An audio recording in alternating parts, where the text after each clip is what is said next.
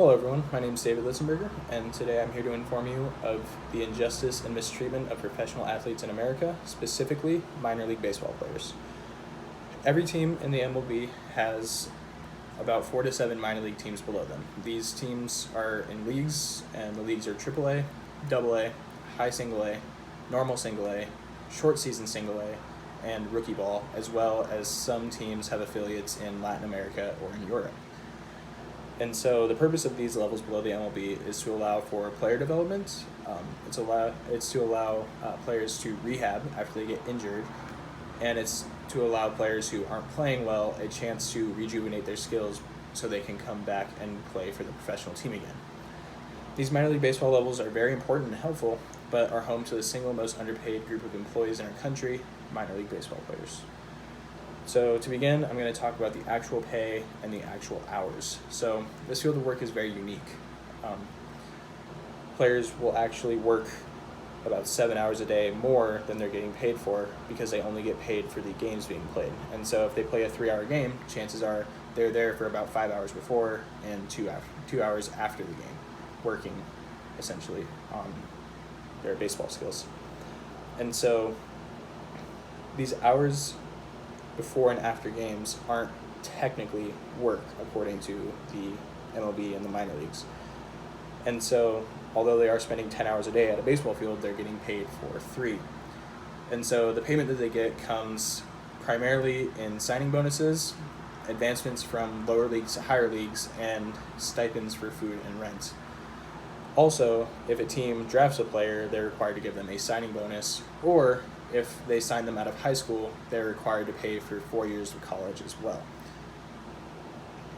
So a typical AA or lower minor league player will make about $1,200 a month, that's before taxes, and work about 10 hours per day, which means before taxes they're making about $4 per hour.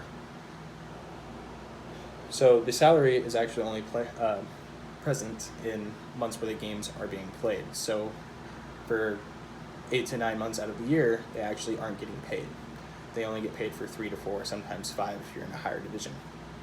And so this results in very poor living conditions for the players. The players are left to their own vices to find where to live and find how to eat. They don't actually get food provided or anything like that consistently.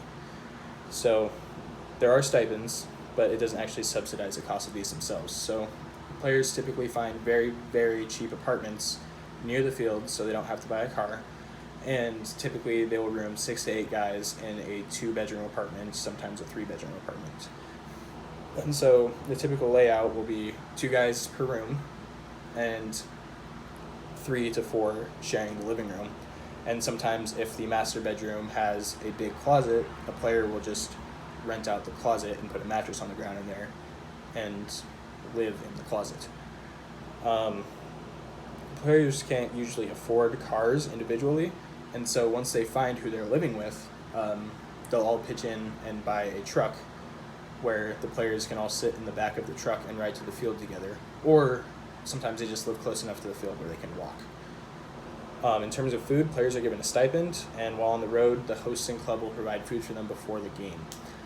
This food is usually a single peanut butter and jelly sandwich because they're not required to feed you until you're not hungry anymore. They're required to give you some food, so they give players peanut butter and jelly sandwiches. And in terms of stipends, they get about $180 per week to $200 on the high end. But when broken down, this means about $8 to $10 per meal before tips and taxes, and they're required to tip the player that brings them the food at the games, or else they don't get food brought to them at the games anymore. So in all reality, it's about $5 to $8 per meal. And in addition to their actual homes that they live at, they spend almost the majority of the rest of their time that they're not at the field or at home on a bus. So these buses are essentially their other home, and they're terrible.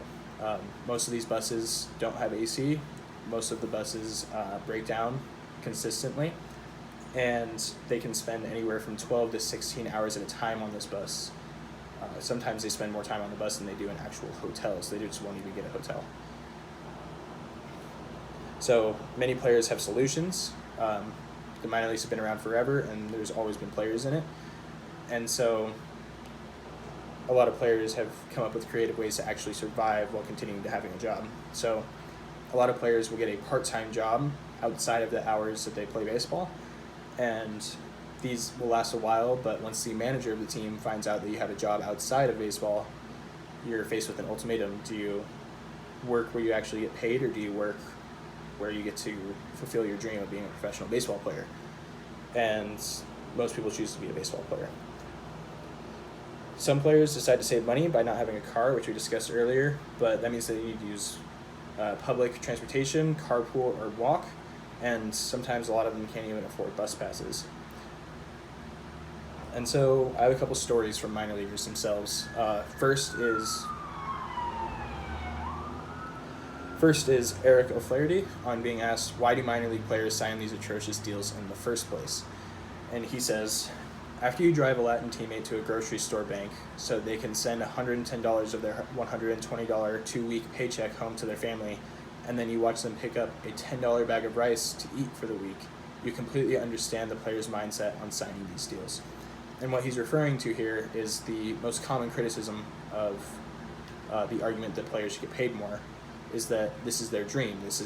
They're choosing to do this. They're choosing to get paid this, which is, it's true. It is fair to say that.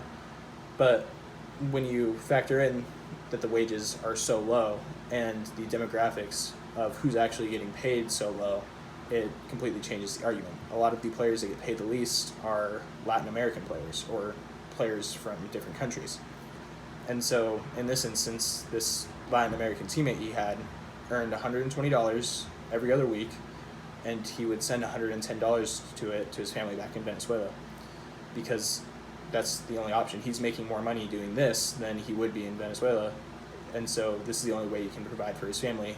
And the result of that is that he gets $10 of rice to eat for 2 weeks.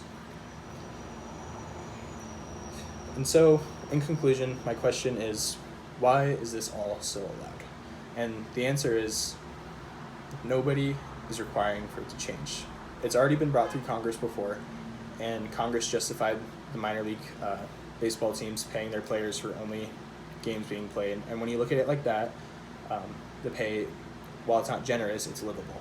It's about $15 to $20 an hour, which is significantly above the federal minimum wage. But when you understand that these players are working 10 or more hours every single day, they're actually only making about $3 to $4. And so the atrocity of civil rights has gone on for decades and centuries, and it will continue to go on until someone demands change. These players are left with no union, no voice, and harsh criticism from people who couldn't make it to the position that they're in. There are many solutions to provide more wealth. Some levels of minor league play can be eradicated because most aren't successful in the first place. The MLB can also eliminate the later rounds of the draft and require teams to pay the same as they were beforehand, which would raise the pay to about $10 an hour, which is significantly better. And one thing is for certain, as long as these players are getting treated and paid like the lowest class workers in our country, rather than being treated like an investment and an employee, the support of the MLB and the desire for young kids everywhere to make it there will come to an end. Thank you.